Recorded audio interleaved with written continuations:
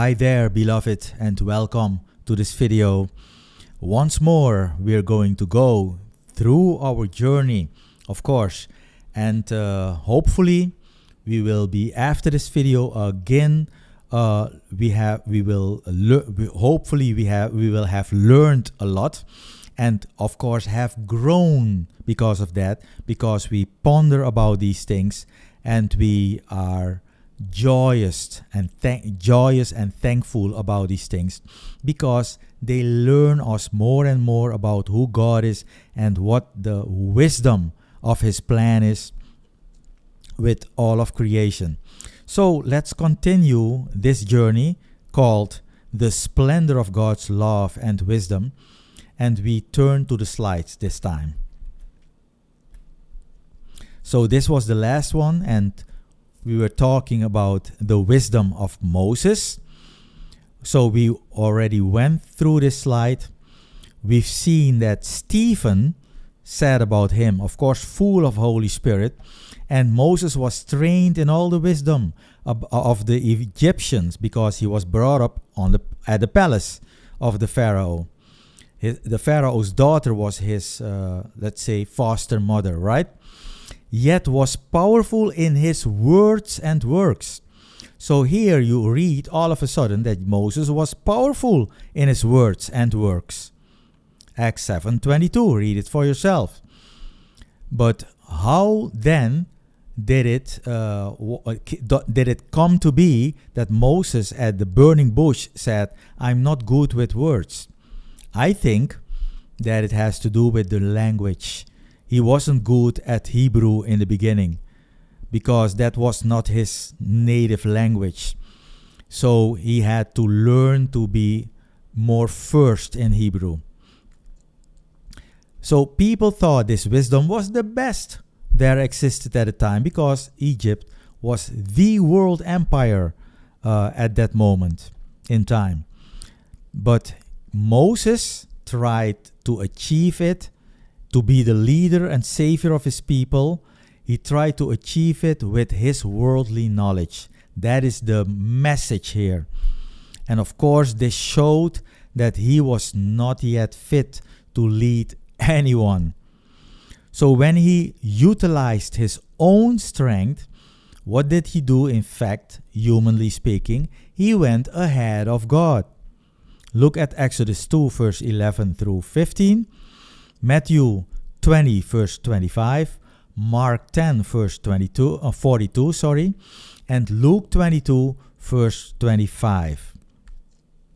But Moses didn't get very far with it, of course. He had to run away. You know what happened? He killed one of the Egyptian, supervisors, you could say, and he had to run away. It wasn't until he had been in the wilderness classroom of God for 40 years, no less. Look at Acts 7, verse 30. Seeing Yahweh, learning salvation, according to Exodus 3, verse 1 through 9, that he then was called to lead Israel finally. Excuse me. Then the divine instructions provided him the knowledge he needed to execute what he was told. Exodus 4, verse 12. So, within the people of Israel, Bezalel and Aholiab needed to learn how to do small things. God put it in their minds to build the tabernacle and Aaron's holy clothes, priestly clothes, because Aaron, Moses' brother, was the high priest. God made the plans for these. God showed Moses how to make everything during the 40 days he was on the mountain. He was told over and over again to follow the divine pattern. Very important. Exodus 25, verse 9 and 40, Exodus 26, verse 30, and 27 verse 8. But it doesn't look like Moses gave the workers any drawings to follow. You see, so God showed Moses over and over again, and he told him to follow the divine pattern. So that was very important. Has to do with, of course, God's future plans with the real Moses in that sense, and also God's structure, the structure in God's plan. So everything had to be exactly according to instructions. Still, it looks like Moses didn't give the workers any drawings. So how could the workers then make it? You see the point? And in this case, being creative wasn't enough.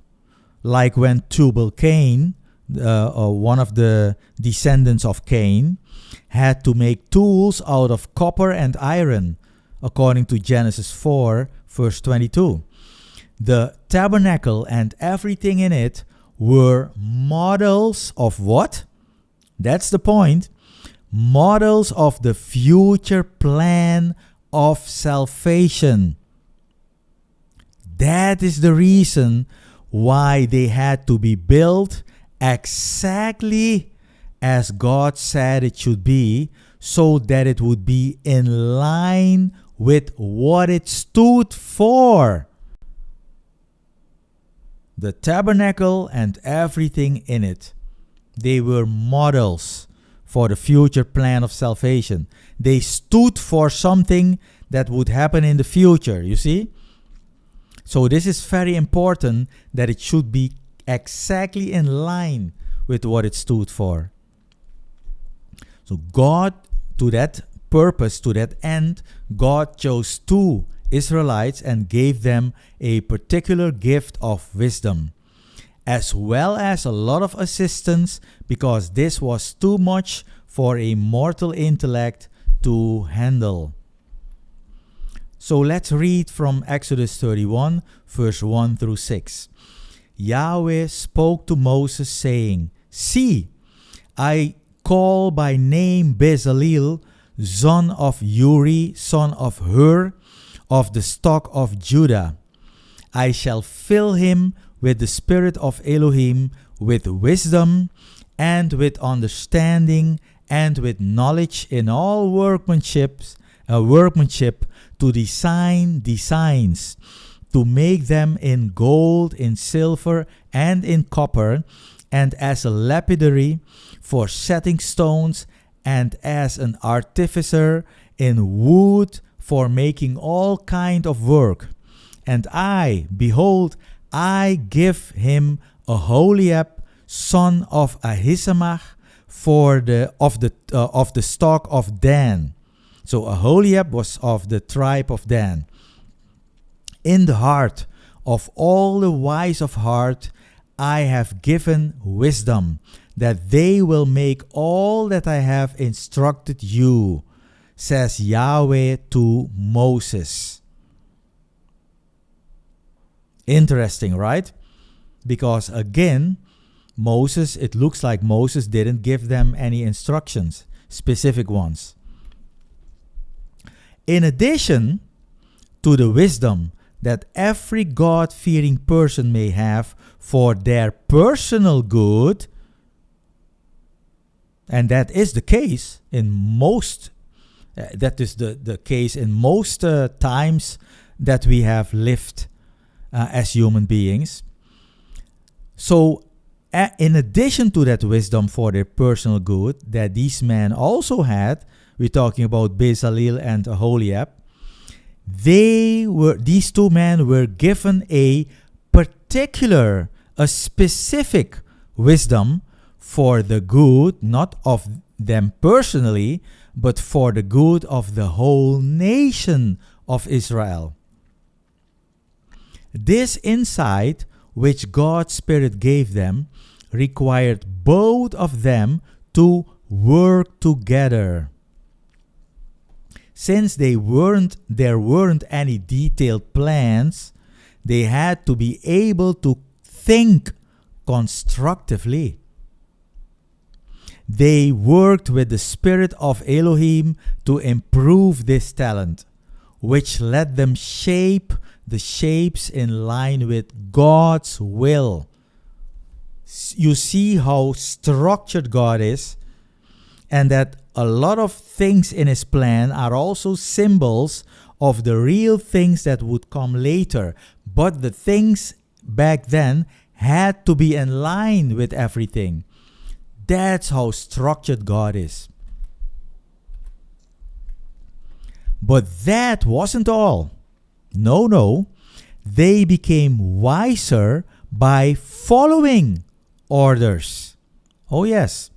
We read in Exodus 35 verse 30 through 35, notably in verse 34, and to direct puts he into his heart he and Aholiab. So God put in their heart also the wisdom to direct.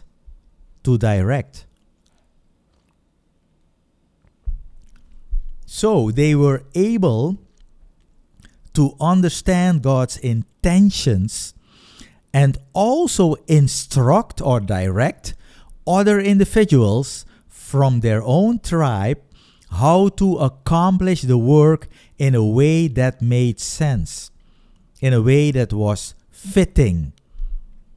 In short, we can say that their divine intelligence was a gift that let them grasp God's plans, you see. Follow them, follow the plans, and teach others how to do the same. That was a gift that God gave them specifically for the benefit of the whole people. So let's now look at the wisdom of Solomon. This short look at the wisdom of Bezalel and Aholiab is a fantastic way to start thinking about what we have, the wisdom that we have, since the same ideas apply. You see? People say that Solomon was very wise. In reality, he was given a lot of supernatural information that was quite valuable. Let's think about how he got it. He started by humbly admitting that he couldn't rule well, and then he sought God for the wisdom he needed. 1 Kings 3, verse 7 and 8. We can get a decent idea of what wisdom is from this asking and from the response that was given. Solomon, he begged for a heart that would listen and help him evaluate the people, which means ruling correctly and knowing the difference between good and evil. What is good and what is evil? This is shortened in the divine answer to mean to listen to judgment. To listen to judgment. God says, "Behold, I will do according to your word." God says to Solomon, "Behold, I will give you a wise and discerning heart, so that no one like you has been before you, and after you no one shall rise like you." 1 Kings 3 verse 12. Think about it. God has told him that no one before him was so wise as him, and no one after him will be rising like him, like Solomon. Think about it. So Elohim, he gave Solomon wisdom, exceedingly much understanding, and wideness of heart, like the sand which is on the seashore, says 1 Kings 4, chapter 4, verse 29. So when we read about how wise Solomon was, we can see that God didn't say too much about its range. He said he composed 3,000 proverbs, Solomon did, and his songs came to be 5,000. Did you know that? He spoke about the trees from the cedar of the Lebanon until or unto the hyssop which is coming forth in the side wall. He spoke about the beast and the flyer, about the reptile and the fish. 1 Kings 4, verse 32 and 33.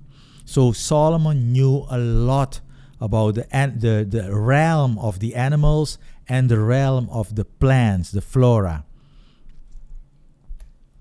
This is truly talking about deep and wide understanding, which is difficult to imagine when it comes to mortal sinners. Of course, that's difficult. Solomon was, of course, he was exceptional because of that gift of wisdom God gave him. It is close to Adam's intuition in paradise. Solomon was probably the smartest person who ever lived. Yet, profiting is he who became a wise assembler, still teaches he the people knowledge, says Ecclesiastes 12 verse 9. This makes it seem like he might have given public talks in addition to writing. That's very well possible, yes. I would say it wouldn't even surprise me. Josephus says that he also authored a book about botany and talked about 3,000 different herbs, and which has been lost, sadly.